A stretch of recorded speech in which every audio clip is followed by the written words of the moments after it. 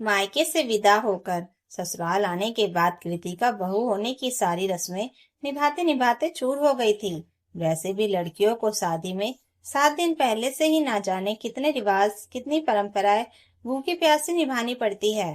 थकान के कारण वह बैठे बैठे ही ऊँघ रही थी। कृतिका को आदेश मिलते ही वह अपने कमरे में पहुंच गई। उसका मन हो रहा था कि कब भारी भरकम बनारसी साड़ी का लबादा उतारकर कोई हल्के फुल्के कपड़े पहन ले और सो जाए। ऐसा वह सोच ही रही थी कि रोहन कमरे में घुसते हुए बोले, सुनो, चेंज करने से पहले जाकर माँ का पैर छुआओ। कृतिका ने सिर झुकाकर कहा, जी अच्छा। कृतिका को पता भी नहीं था कि रिश्तेदारों से भरे पूरे शादी के घर में सास का कमरा कौन सा है।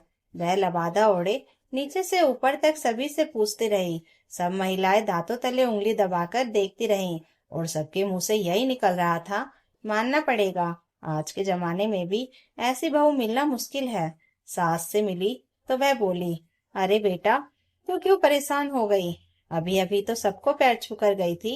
मैं जानती हूँ तुझे रोहन ने भेजा होगा। जा जाकर आराम कर ले। कल सुबह उठकर सबको प्रणाम करना होता है। कृतिका जैसे तैसे अपने कमरे में पहुंची। रोहन ने समझाते हुए कहा, देखो कृतिका, मेरे लिए मेरी माँ सबसे पहले है। मेरी पत्नी होने के नाते तुम्हें भी इस बात को समझना होगा कि मुझे और खुद से पहले माँ के बारे में सोचोगी। कृतिका ने सिर हिलाया और सोने लगी। विदा करते समय माँ ने भी तो यही नसीहत दी थी कि पति और सास ससुर के बाद ही उसे अपना ख्याल रखना है। उसे इतनी समझदारी तो थी कि इस बात को समझे। दूसरे दिन रोहन ने पहले ही वह उठ गई और सास के बताए नियमों को निभाया। आंखें खुलते ही रोहन ने पूछा, कृतिका तुमने? उसने कहा, जी, मैंने माँ जी के साथ साथ सबके पैर छू लिए हैं और अब जा रही हूँ रसोई में चूल्हा छूने। कहते हुए कृतिका नीचे चली गई। कृतिका हमेशा कोशिश करती थी कि वह पहले सास के लिए कुछ भी करे, फिर खुद के लिए। लेकिन रोहन की टोका टोकी से उसकी सेवा की भावना खींच जाती थी। शादी के बाद उसकी पहली बार सावित्री पूजा थी। माँ ने मौके पर ससुराल वालों के साथ उसके लिए सुंदर सी साड़ी संदेश के साथ भेजी थी। वह बहुत खुशी खुशी अपनी साड़ी देख रही थी। तभी बिस्तर पर लेटे लेटे रोहन बोल पड़ा, तुम्हारी माँ ने सिर्फ तुम्हारे लिए ही साड़ी भेजी है या माँ के लिए भी?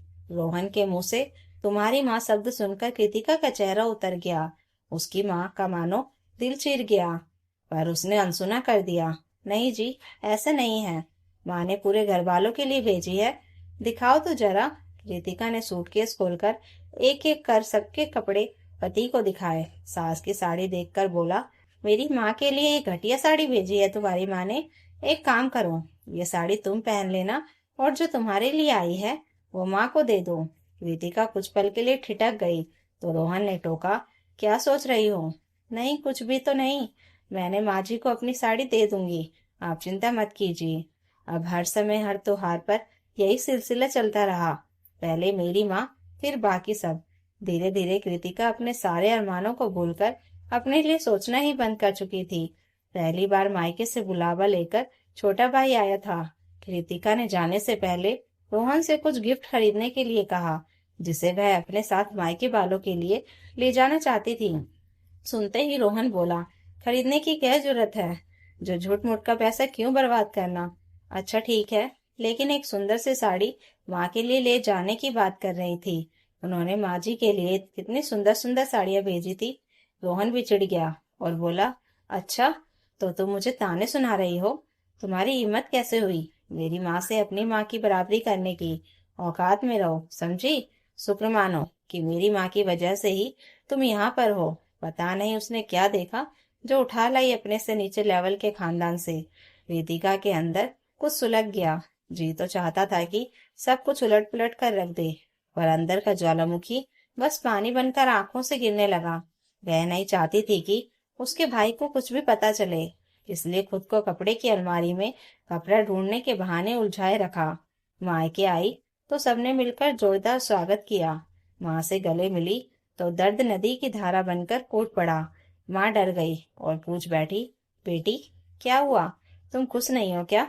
माँ तो माँ होती है, कहानी समझ जाती है, पर बेटी को भाप न ले, इसलिए कृतिका ने आंखें पोंछ ली और बोली, माँ, बहुत दिन बाद मिले हो ना, उसी के आंसुओं को रोक नहीं पाई। कुछ देर यहाँ वहां की बातें हुई।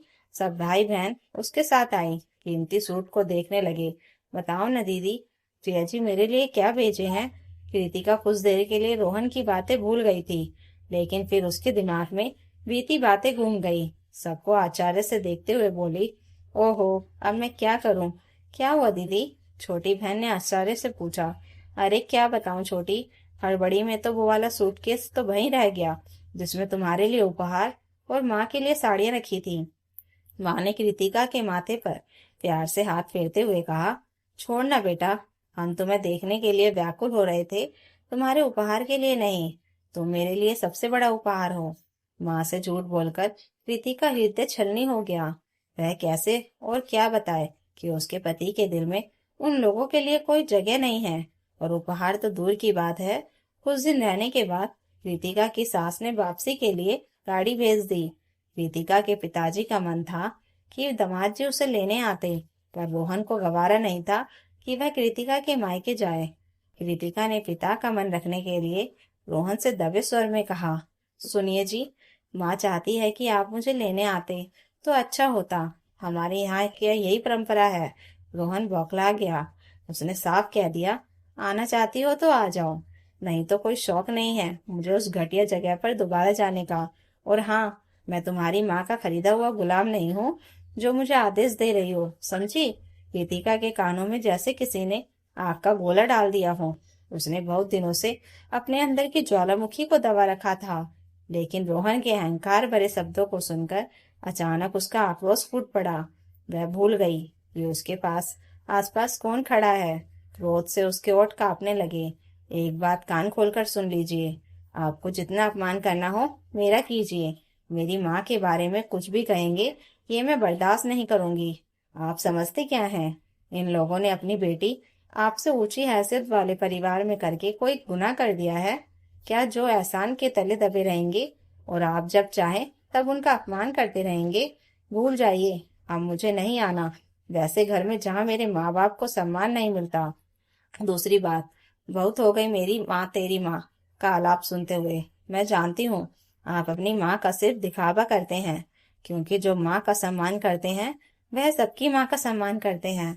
मैंने कभी भेद नहीं किया आपकी माँ और अपनी माँ के बीच। जाइए, बोलिए अपने ड्राइवर को गाड़ी लेकर वापस चला जाए। रितिका ने फोन काट दिया और कमरे से बाहर निकलकर अपने मायके वालों के बीच साड़ी में खड़ी हो गई। परिवार वाले कृतिका के आक्रोश को देखकर हतप्रभ थे। सीधी सादी और सबको प्यार बांटने वाली कृतिका के अंदर इतना तूफान भरा था कि सब चौंक गए। उन लोगों ने लाख समझाने की कोशिश की, पर वह मानने को तैयार नहीं हुई।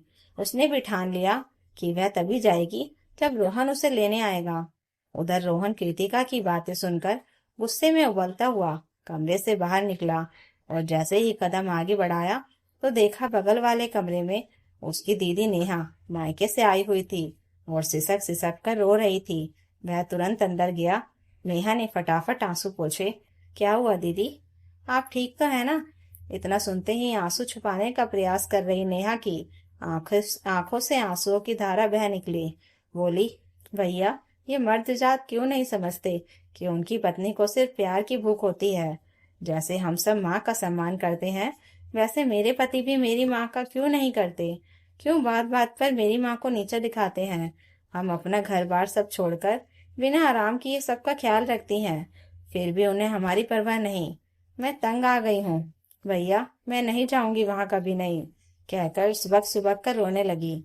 जबकि रोहन अपने ख्यालों में मगन खुद से नजरें नहीं मिला पा रहा था। पता है, उसे खुद से गिरने का एहसास हो रहा था।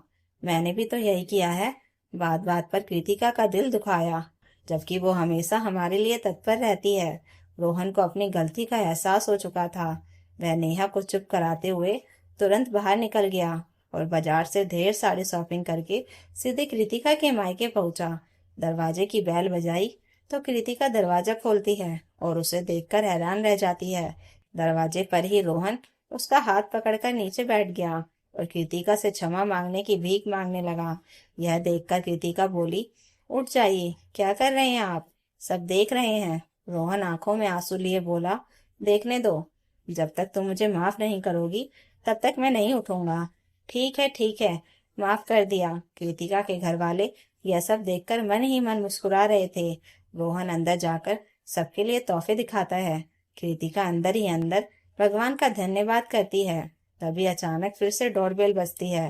कृतिका दरवाजा खोलती है तो देखती है उसकी ननद नेहा आई हुई है। सब उसका स्वागत करते हैं। तभी नेहा रोहन से कहती है, तो भैया कैसी लगी मेरी एक्टिंग।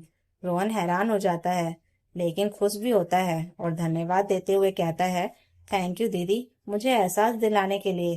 कृतिका भी सब समझ जाती है और मन ही मन अपनी प्यारी ननद को धन्यवाद देती हुई उसके गले लग जाती है। तो दोस्तों, अगर कहानी अच्छी लगी हो तो लाइक कीजिए, कमेंट कीजिए और हाइप बटन दबाकर हमें और कहानियाँ लाने के लिए मोटिवेशन दीजिए और चैनल को सब्सक्राइब जरूर कर लीजिएगा। Thank you for watching.